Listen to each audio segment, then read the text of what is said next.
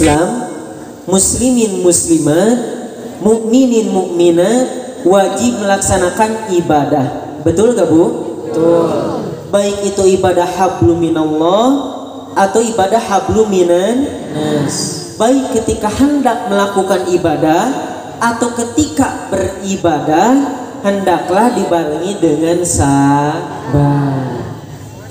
Bu, ibu-ibu di Tegal Panjang ini suka nonton sinetron.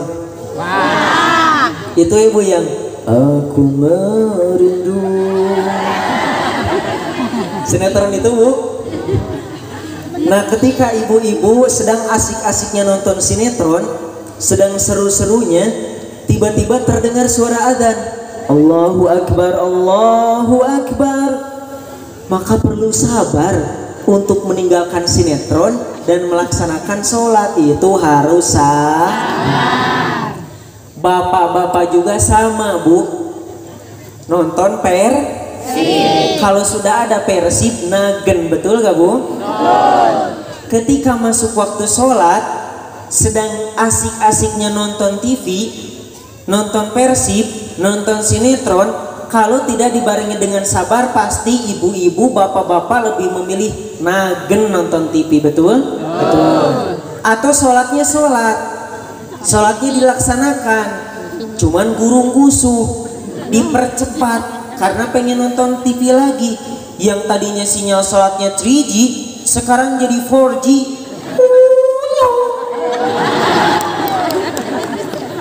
Astagfirullahaladzim.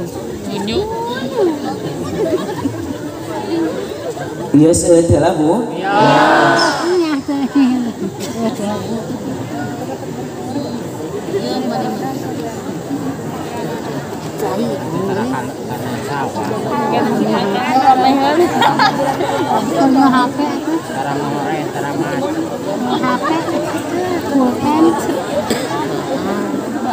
Lajengkeun teladan sabar menjalani taat, yaitu sabarnya Nabi Ibrahim alaihi salam. Sabarnya siapa Bu? Nabi Ibrahim alaihi salam. Nabi Ibrahim alaihi salam, Masya Allah, mendapat berbagai macam perintah dari Allah Ta'ala.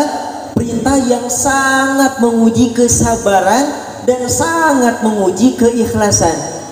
Misalnya Nabi Ibrahim alaihissalam menjadi orang pertama yang dikhitan. Di apa Bu? Nabi Ibrahim alaihissalam dikhitan di usia 80 tahun. Itu dalam riwayat Sahih Bukhari. Namun kalau dalam riwayat Sahih Ibnu Hibban di usia 120 tahun. Dulu Nabi Ibrahim alaihissalam dikhitan menggunakan kodum. Kalau anak-anak zaman now kan Bu, digunakannya menggunakan laser ya. Kenapa disebut laser? Karena suaranya ser gitu. Jadi cepat beres ya Bu, pakai laser. Kalau dulu Nabi Ibrahim alaihissalam menggunakan kodum. Naon Bu? Kodum yaitu kampak. Kodum atau kampak yang digunakan oleh Nabi Ibrahim alaihissalam itu bentuknya, kalau kita melihat di museum-museum sejarah atau kita melihat di negara-negara Arab, kodum yang ada di negara Arab yang sekarang masih digunakan, bentuk atau posisi mata kampaknya itu tidak seperti yang di Indonesia. Kalau di Indonesia kan berdiri seperti ini ya Bu, kampak ente. Ibu punya kampak kan? Di bawah gak Bu? Kampak ya. Nah ini contohnya kampak kan berdiri seperti ini. Namun kodum yang ada di museum-museum kemudian yang digunakan di negara-negara Arab, itu mata kampaknya itu hampir mirip dengan posisi cangkul, ngegoler seperti ini ya Bu. Tapi wallahu a'lam. Ibu-ibu pas Ilal sebutkan kampak, adau. Padahal Bu, beliau Nabi Ibrahim alaihissalam adalah seorang nabi yang melakukan segala sesuatu tentu atas izin Allah, termasuk melaksanakan perintah kita tentu ada mukjizat dari Allah. Kita haram membayangkan bagaimana prosesnya, itu sebagai adab-adaban kita terhadap para nabi. Oke Bu? Lanjut. Nah, selain mendapat perintah khitan, Nabi Ibrahim alaihissalam juga mendapat perintah yang lain. Masih banyak sekali perintahnya. Salah satunya yang sangat menguji kesabaran, yaitu harus menyembelih putranya Nabi Ismail alaihissalam. Kita jangankan menyembelih putra kita sendiri, ketika ada barang yang rusak saja kita merasa sangat menyayangkannya.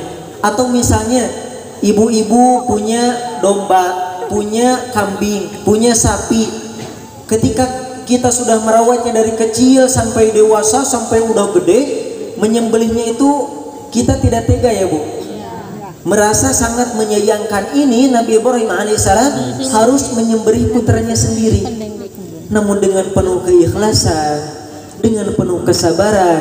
Nabi Ibrahim alaihissalam, begitupun Nabi Ismail alaihissalam, rela melaksanakan perintah Allah meskipun berat. Ini menjadi teladan bagi kita untuk sabar dalam menjalani taat. Nanti pun Allah akan menolong kita. Bu, kalau di sini rata-rata mata pencariannya apa Bu? Tani ngarambet. Gitunya Bu? Ya tani ya. Banyak sawah di sini? Oh, di gunung ada sawah Bu? Alhamdulillah, banyak sawah, banyak kebun ya. Jadi rata-rata mata pencariannya itu petani. Nah, ketika bapak-bapak berangkat pagi sampai siang panas-panasan, mungkin juga hujan-hujanan, ada lumpur yang menempel, keringat terus bercucuran. Nah, di samping semua kesibukan tersebut, tetap wajib sholat 5 waktu, tetap wajib membaca Al-Quran, harus menyempatkan. Maka disinilah kita dituntut untuk sabar dalam menjalani taat, dalam menunaikan kewajiban. Ibu-ibu juga tidak kalah sibuknya, betul? Betul.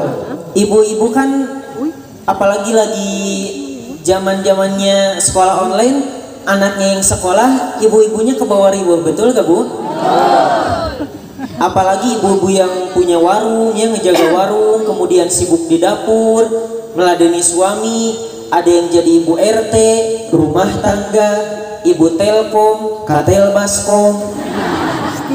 Hendaklah dibarengi dengan sabar.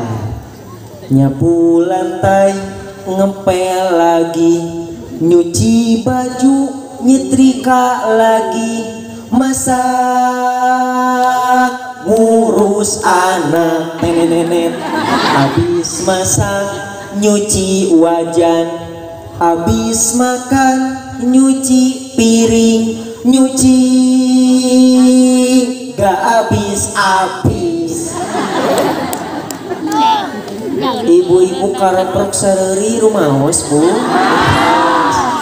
Karaos, raos. Alhamdulillah. Sebanyak dan seberat apapun pekerjaannya, kalau hati betul-betul ikhlas, apalagi diiringi dengan sabar, akan terasa ringan. As-sabru yu'inu ala kulli amalin. Sabar membantu segala pekerjaan. Pekerjaan yang diselesaikan dibarengi dengan sabar, kita melaksanakannya terus tanpa keluhan. Anteng terus sabar, nanti pun akan mudah selesai. Dengan sabar, kita belajar bersabar sedikit demi sedikit supaya mendarah daging, supaya menjadi karakter tetap dalam hidup. Kalau orang sudah sabar, semuanya akan beres. Apapun pekerjaannya, seberat apapun, sebanyak apapun, di hadapan dia itu kecil, itu biasa saja karena sudah punya sifat sabar. Kemudian sabar yang kedua yaitu sabar menjauhi maksiat. Sabar apa Bu? Menjauhi maksiat. Dalam Quran surat Ali Imran ayat 185 Allah berfirman, A'udzu billahi minasy syaithanir rajim. Wa mal hayatud dunya illa mata'ul ghurur. Dan kehidupan dunia dunia hanyalah kesenangan yang memperdaya. Dunia adalah lahan yang di dalamnya menawarkan segala keindahan di depan mata. Rasa indahnya, rasa enaknya, rasa manisnya, rasa nyamannya hanyalah sementara. Dengan kerlap-kerlipnya dunia menawarkan 4 tak: harta, tahta, wanita, kuota. 5F: fashion, food, fun, film, pacaran. Sangat menggiurkan syahwat untuk melakukan pelanggaran. Na'udzubillahi min dzalik. Kalau kita terlena dengan semua kenikmatan dunia yang sementara, lama-kelamaan akan menggerogoti hidup kita, menghancurkan tanpa terasa. Sebagaimana TNT atau bom waktu. Kalau bom granat yang dilempar itu bom nanas atau bom yang lainnya yang nampak, ketika ada bom yang menghampiri kita, kita langsung menjauh karena takut celaka. Tapi kalau TNT, bom waktu atau ranjau yang tersembunyi, kita akan beraktivitas seperti biasa, tidak menyadari ada bom. Padahal dor, meledak, akhirnya kita celaka. Na'udzubillahi min dzalik. Ditambah lagi syaitonir rajim terus menggoda manusia dengan berbagai cara dari berbagai arah. Usaha setan dalam menggoda manusia tidak pernah kehabisan cara, tidak pernah mengenal lelah. Jam 7 pagi-pagi datang menggoda ibu-ibu gagal, itu jam 7 lebih 5 menit sudah norojol lagi bu. Jurus A dipakai menggoda teteh-teteh gagal, jurus B dikeluarin.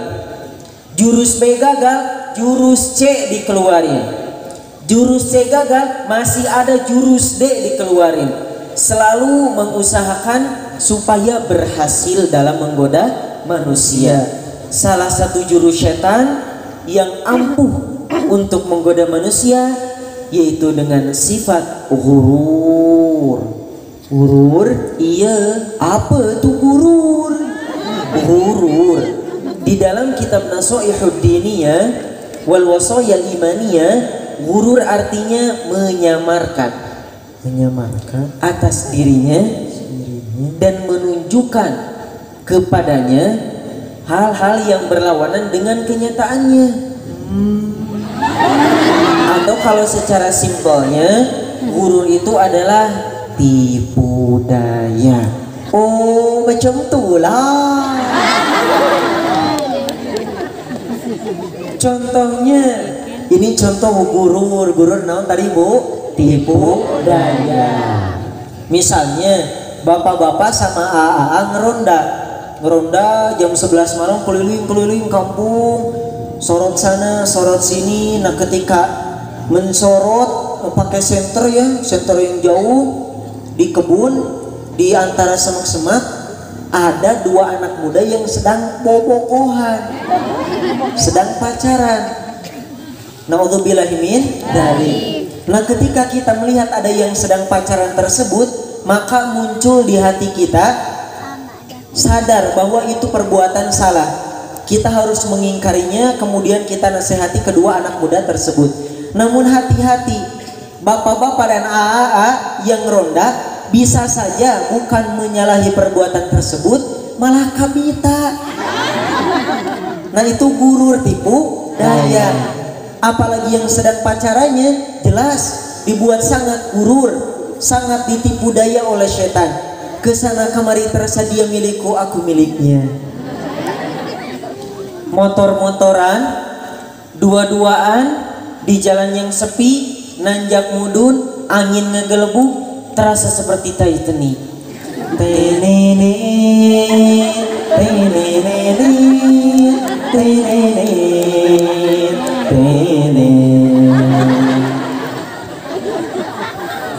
Tak boleh diikuti. Itulah ghurur naon tadi bu? Tipu daya. Yang baik jadi yang buruk jadi baik. Dibolak-balik, dibulak-bolak, menipu daya kita. sehingga kita tertipu. Itulah upaya setan dalam menyesatkan manusia. Bu Yos itulah Bu. Bu Yos ngantosan.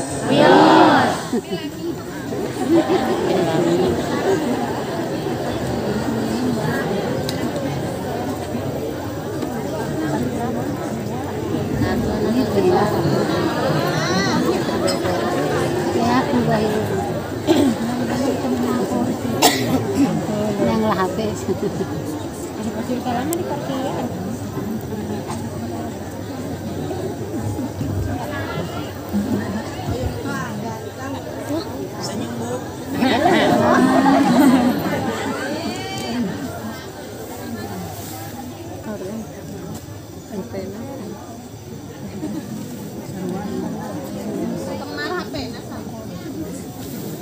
Kemarin koneng Atas sedina Bu. Cek nur juga HP na serba bawa. Lajengkeun. Sudah terlihat Pak?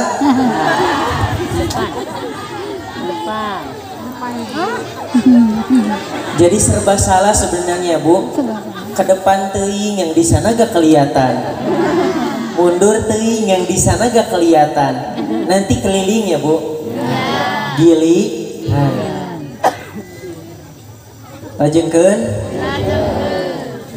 Jika muncul dorongan syahwat, misalnya kita tiba-tiba ingin maksiat, maka segera bentengi, dibendung keinginan tersebut dengan benteng yang kokoh. Bentengnya tidak terlihat, bentengnya ada di hati, yaitu sabar. Jaga bentengnya jangan sampai retak, jaga bentengnya jangan sampai roboh, jangan sampai bentengnya dilalui oleh keinginan bermaksiat. Sehingga kalau ingin maksiat tapi kita tidak sabar, benteng sabarnya roboh, maka maksiat tersebut akan jadi dilakukan. Na'udzubillahi min dzalik. Memang Bu, butuh kesabaran tingkat tinggi untuk bisa meninggalkan maksiat. Namun ingat, untuk mencapai tempat yang tinggi, untuk berada di makom yang tinggi, itu tidak ojol-ojol ya Bu, tidak tiba-tiba. Namun ada prosesnya dulu, ada tangganya dulu. Ilal saja tadi naik panggung, tiba-tiba dari bawah gejleng ke sini enggak Bu? Tapi naik apa dulu? Naik tangga dulu, tahapannya dulu. Begitupun dengan meninggalkan maksiat, ada tahapannya, ada prosesnya. Dengan rajin membaca Al-Quran, suka mendengarkan ceramah, rajin menghadiri majelis ilmu, itu diantara prosesnya sedikit demi sedikit.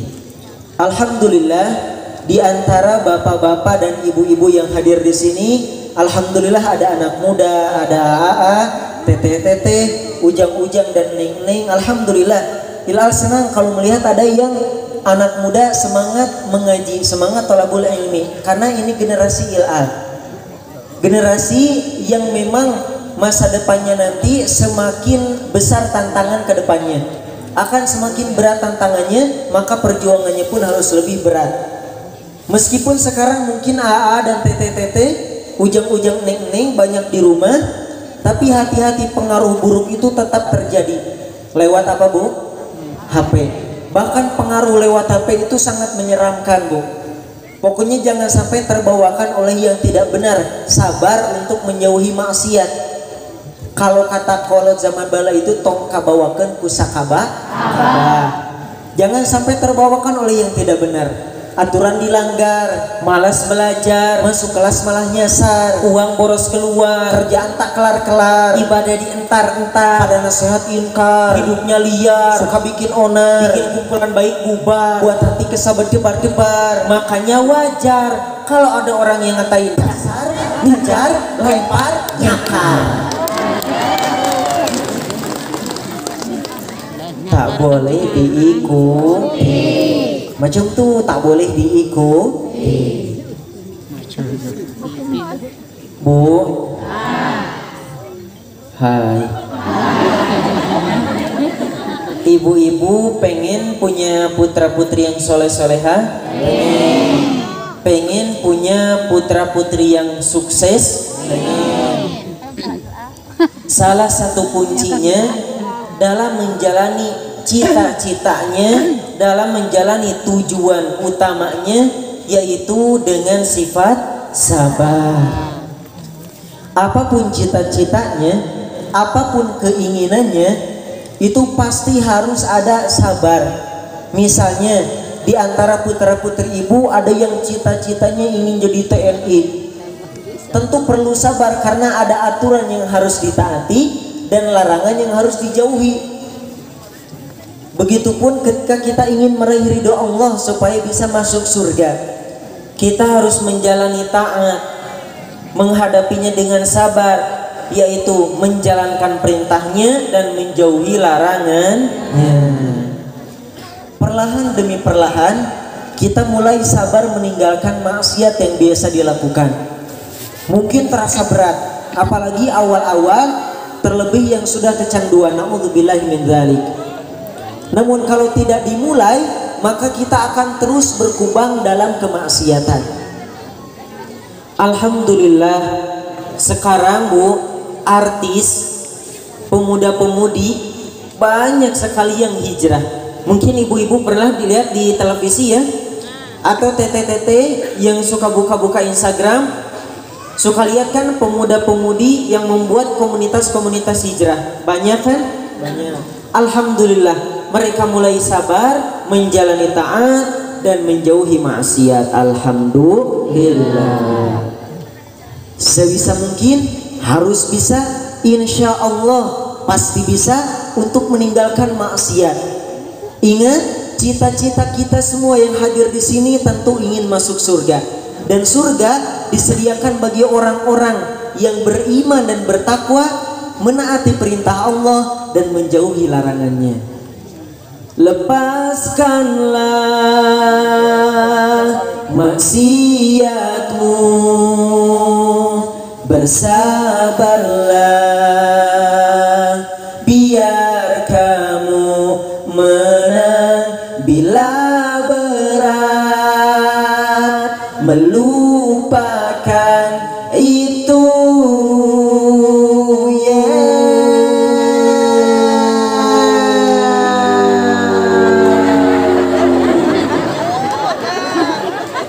Pelan-pelan saja, pelan-pelan saja,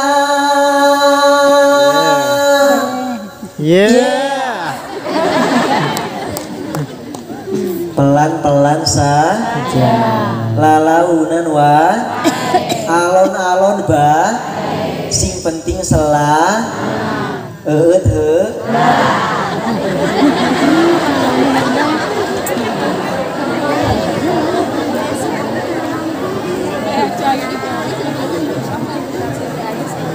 Parat lagi mati parat deh.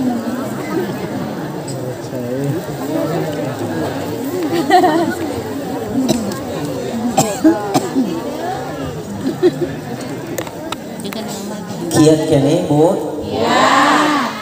Masih semangat? Masih bolotot? Naudzubillah.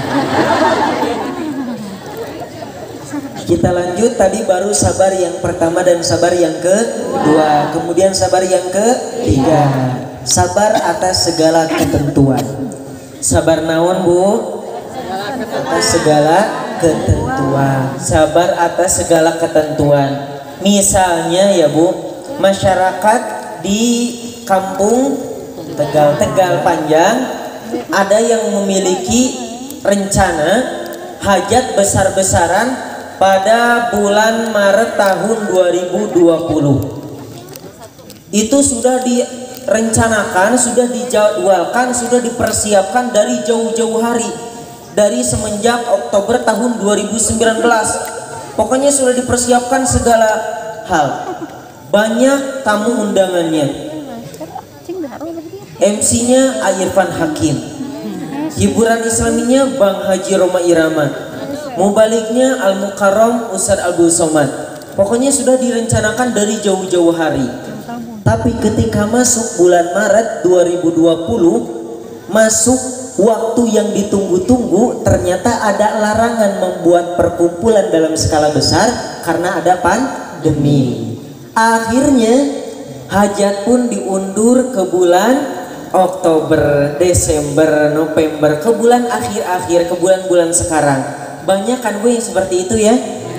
Disitulah kita dituntut untuk sabar menghadapi ketentuan, menghadapi segalanya. Dalam Quran surat Al-Baqarah ayat 155 Allah berfirman, A'udzu billahi minasy syaithanir rajim. وَلَنَبْلُوَنَّكُمْ بِشَيْءٍ مِّنَ الْخَوْفِ وَالْجُوعِ وَنَقْصٍ مِّنَ الْأَمْوَالِ وَالْأَنفُسِ وَالثَّمَرَاتِ وَبَشِّرِ الصَّابِرِينَ. Dan kami benar-benar akan menguji kalian dengan sedikit ketakutan, kelaparan, kekurangan harta, jiwa, dan buah-buahan, dan sampaikanlah kabar gembira kepada orang-orang yang sabar. Ujian-ujian tadi Bu, rasa takut, lapar, kekurangan harta, kehilangan jiwa, buah-buahan, itu semua adalah ujian yang pasti berlaku kepada kita semua. Ujian itu tidak berlaku hanya kepada orang miskin, tapi orang kaya pun mendapat ujian. Bahkan terkadang orang kaya lebih banyak ujiannya.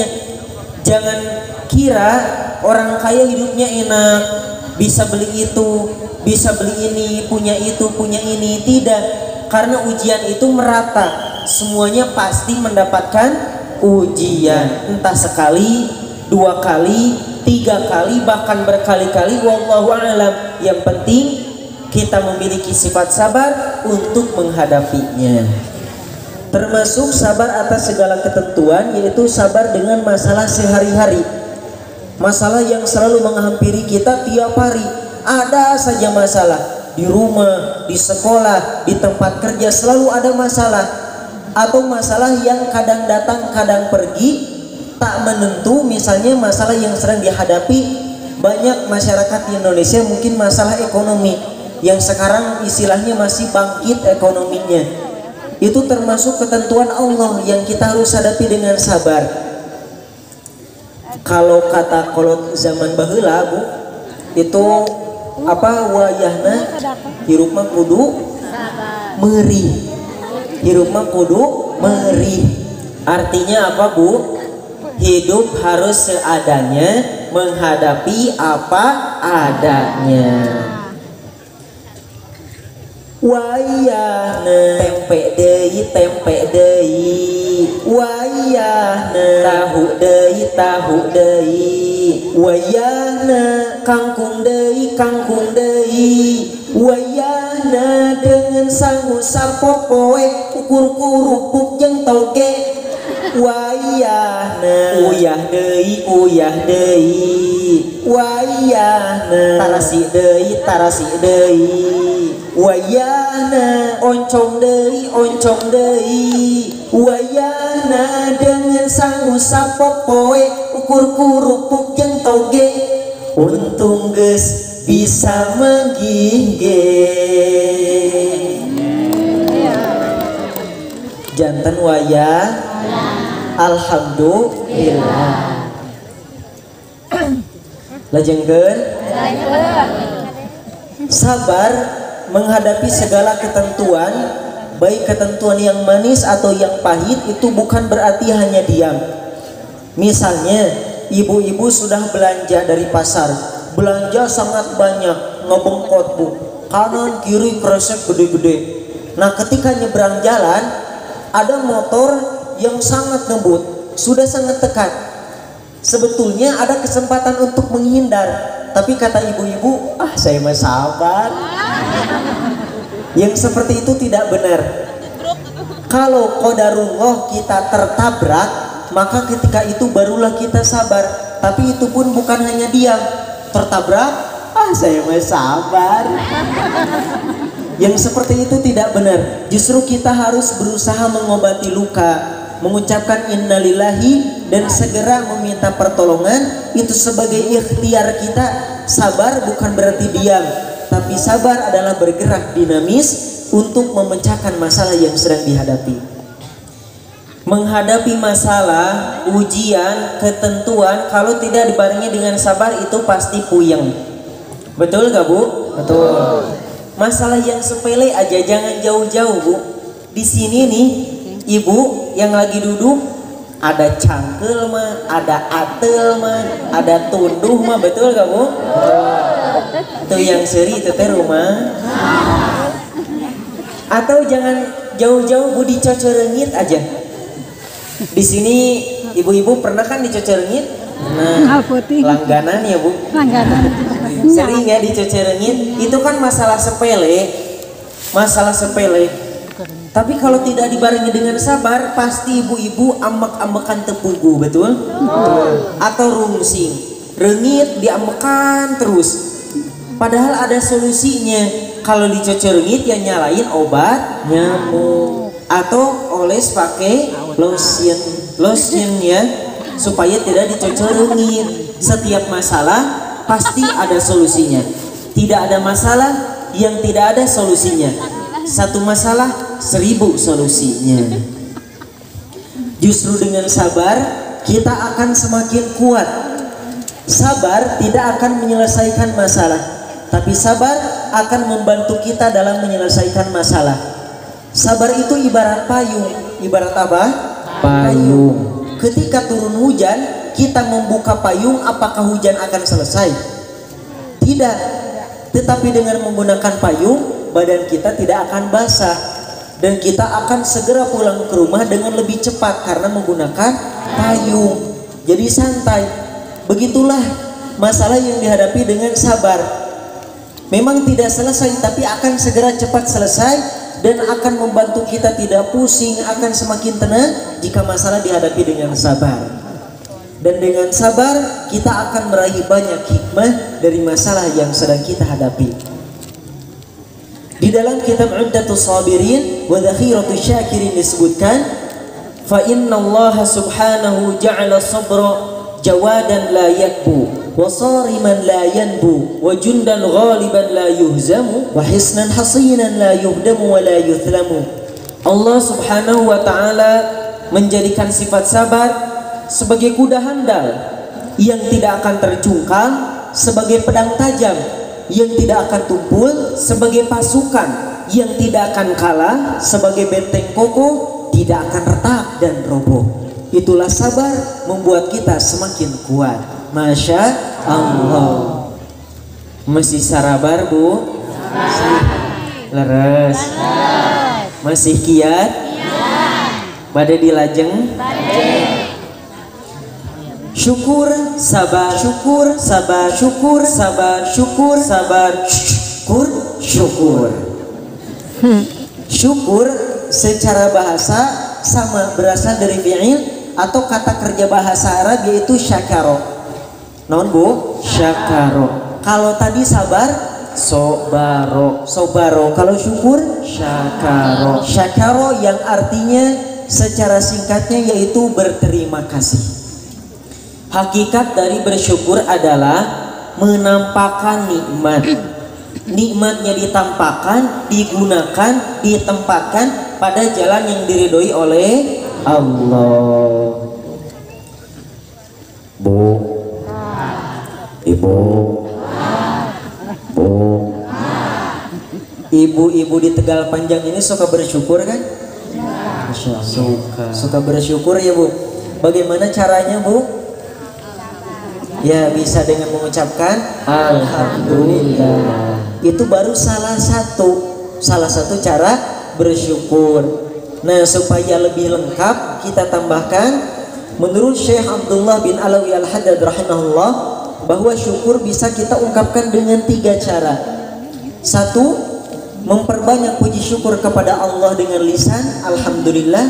2. Menempatkan nikmat Allah pada tempatnya. Dan 3. Mengagungkan nikmat Allah.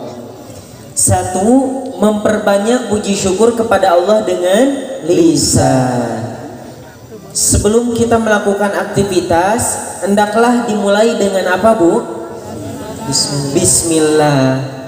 Kalau sudah selesai diakhiri dengan apa? Alhamdulillah. Tasmiyah dan tahmid. Tasmiyah bismillah, tahmid alhamdulillah. Di awal, di tengah, di akhir kita ingat Allah. Berterima kasih kepada Allah. Allah sudah mengizinkan, Allah sudah memberi kekuatan, Allah sudah memampukan. Kita berterima kasih dengan memperbanyak tahmid alhamdulillah, alhamdulillah, alhamdulillah. Menghirup udara alhamdulillah, main ke alun-alun alhamdulillah, diberi Al-Quran alhamdulillah, sembuh dari alergi alhamdulillah, panen alpukat alhamdulillah, membeli alas tidur alhamdulillah, alhamdulillah.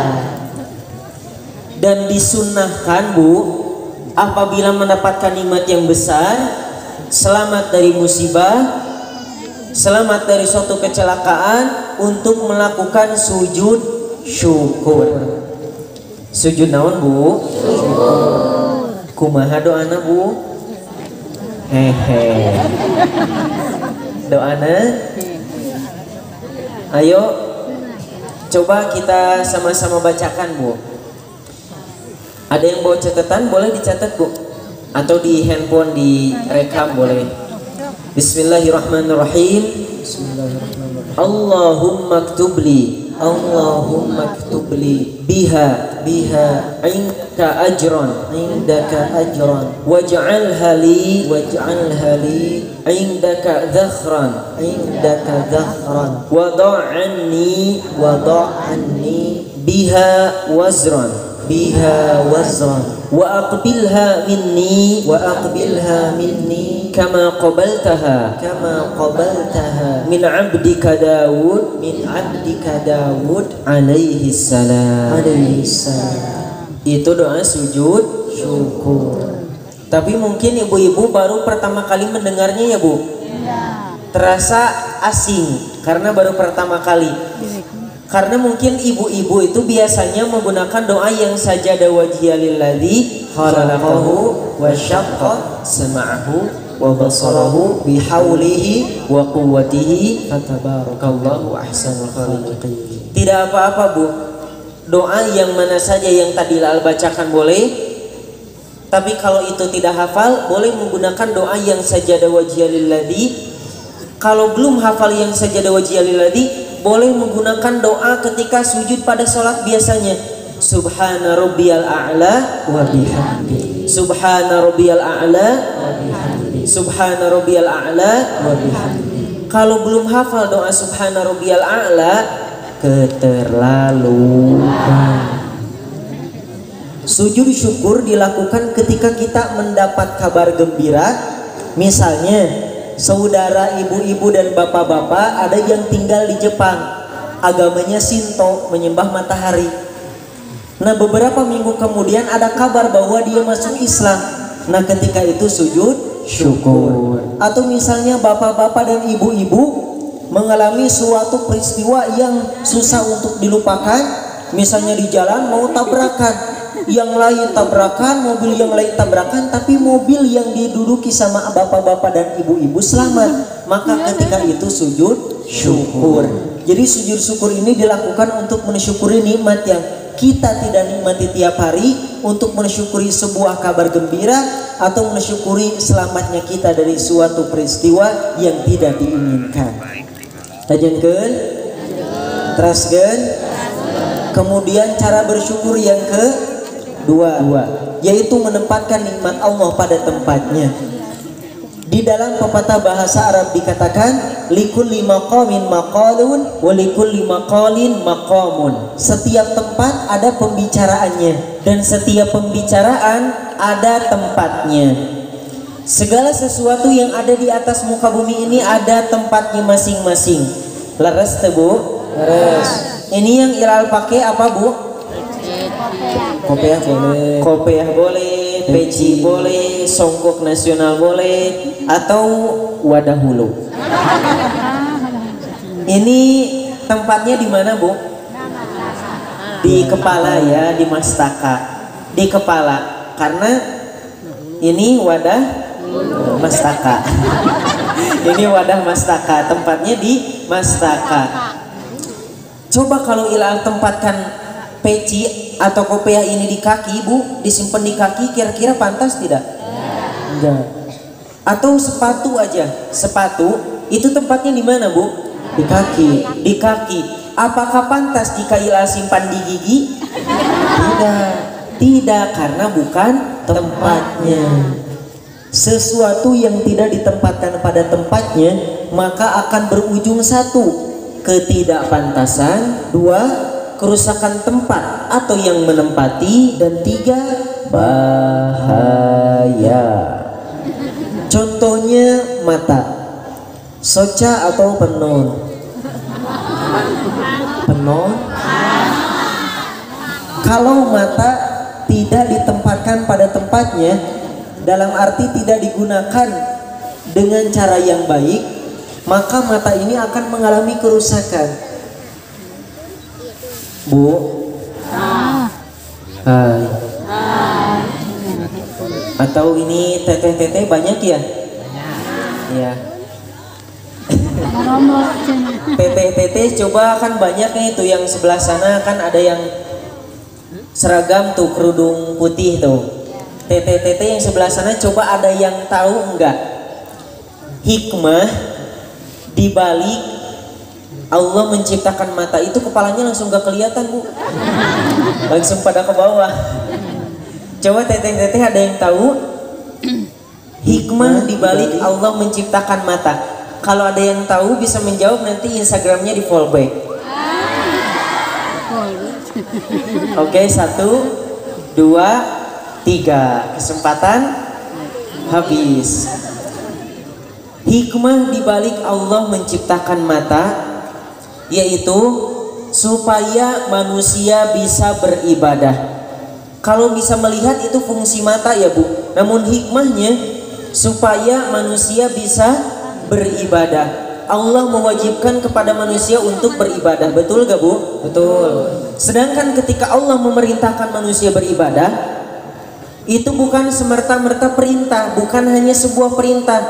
Tidak seperti itu. Tapi Allah sediakan sarana, sediakan prasarana supaya bisa melaksanakan ibadah. Salah satunya mata, penglihatan. Karena ibadah itu ada ibadah yang pelaksanaannya didukung dengan penglihatan, seperti membaca Al-Quran, membaca buku, tawaf mengelilingi Ka'bah, berwudu. Itu diantara ibadah yang pelaksanaannya didukung dengan penglihatan. Maka Allah ciptakan mata, Masya Allah. Tapi kalau matanya dipakai main game terus, main game mantem, atau misalnya matanya tidur terus, kurang beraktivitas, haben naden pago aja hese urang sare bae, maka mata yang seperti itu akan mengalami penyakit, naudzubillahi min dzalik.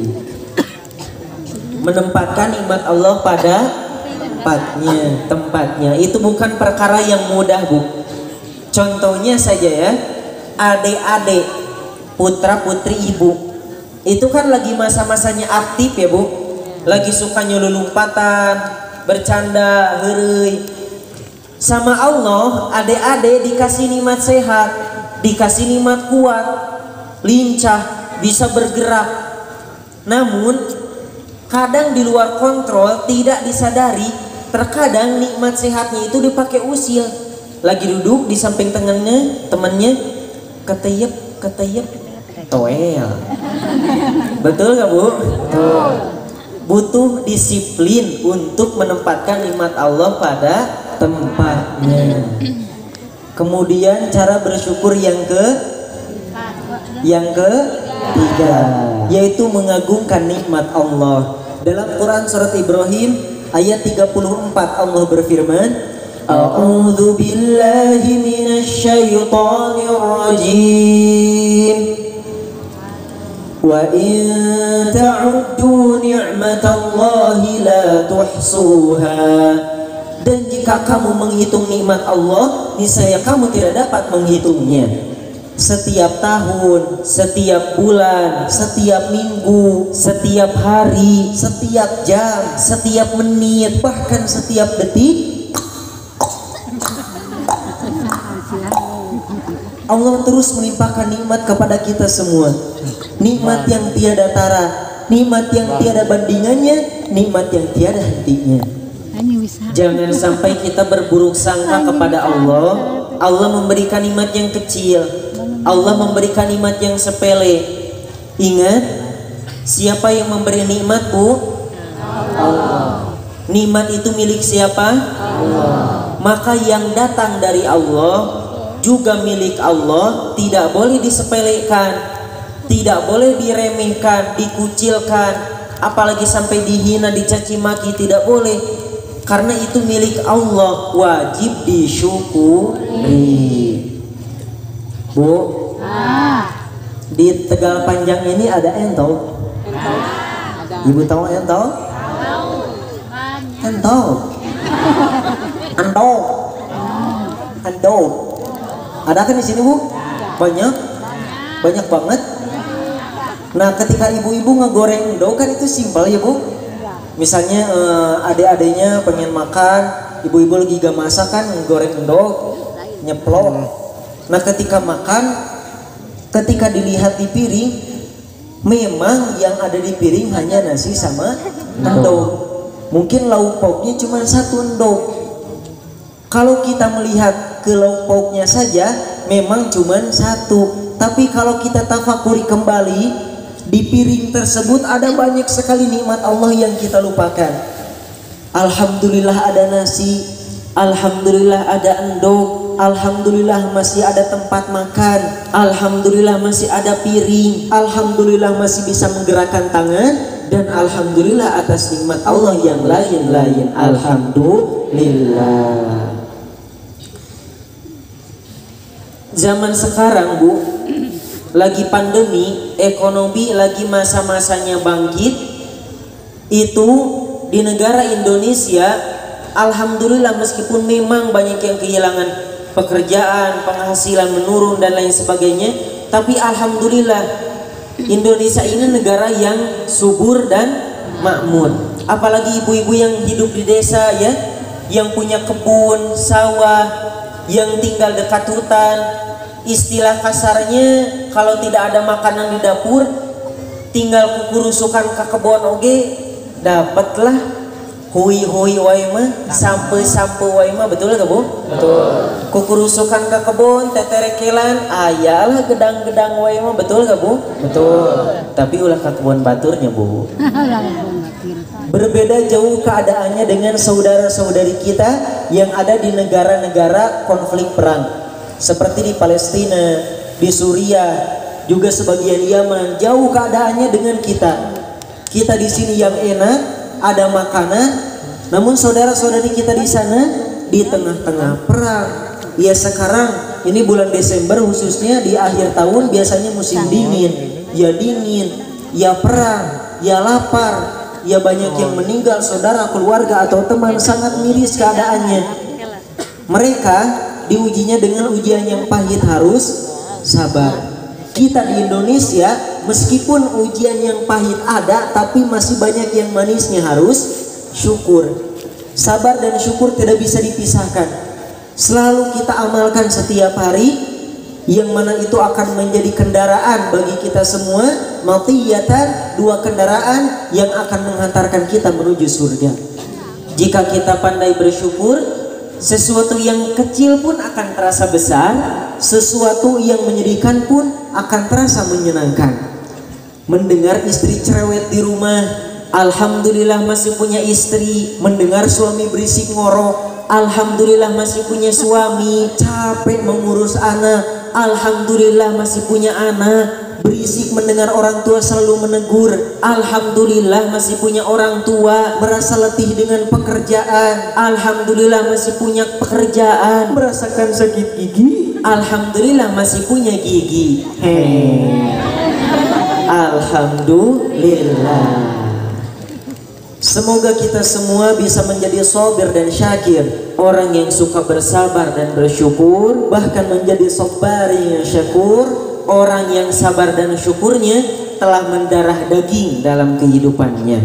Hadirin dirahmati Allah, oleh karena itu mari kita sabar dan syukur.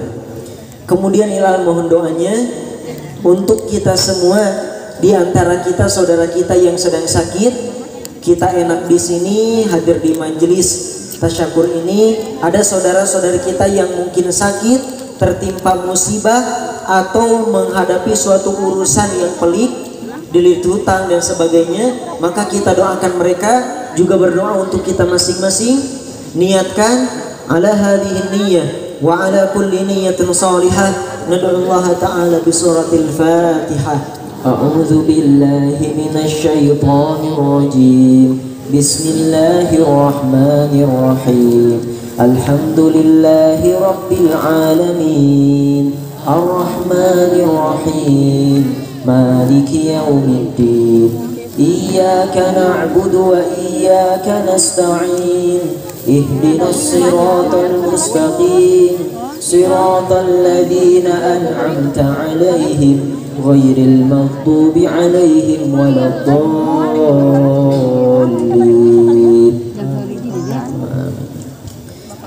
Kalau mau ada yang bertatap muka di media sosial, menyambung ukhuwah atau silaturahim, boleh di Instagram. Instagramnya @hilalaksi, @hilalaksi. Atau di Twitternya @hilal_ilyasa, @hilal_aliasa. Atau di Facebooknya Hilal Kembar Aksi. Naon Bu? Hilal Kembar Aksi. Siap Bu? Ya. Siap naon?